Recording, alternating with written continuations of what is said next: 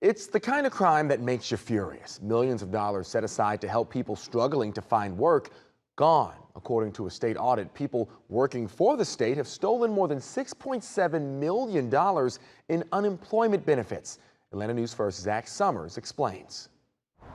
Yeah, we all can remember those stories we heard during the height of the pandemic, people helpless looking for those unemployment dollars with no answers. Now the state inspector general confirms that some state employees were stealing some of that much needed money.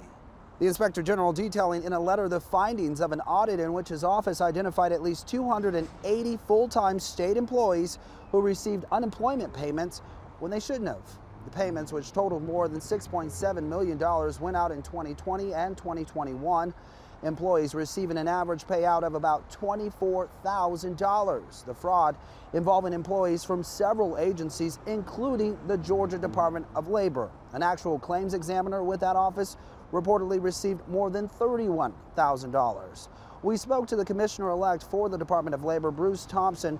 He called the actions shameful and promised to open the books when he takes over the agency.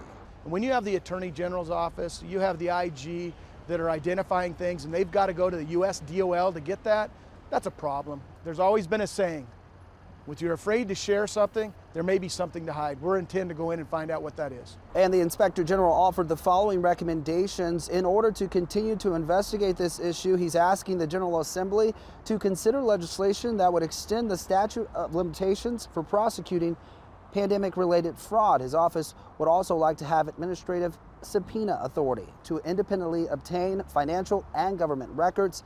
Lastly, the Inspector General wants the Department of Labor and State Accounting Office to coordinate quarterly to deter fraudulent unemployment filings. Now, the Inspector General has already conducted 24 interviews. We're told that nearly all of those employees have been terminated.